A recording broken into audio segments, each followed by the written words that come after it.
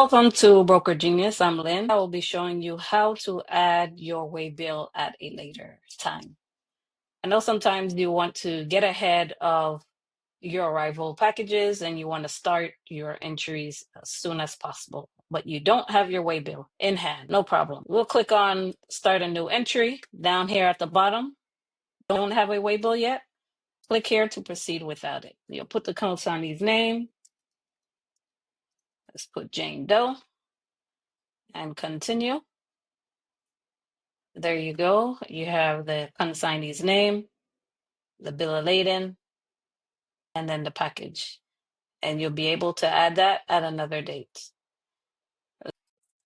Now that you have uploaded your invoices and double check to make sure all your commodity codes are right, prices are correct, everything is balanced, your weight has not been balanced. So from there, you'll go into edit entry. You're going to edit your waybill information by putting in your waybill number, most important, your weight information, your packages type, and all the needed information that you get from your waybill.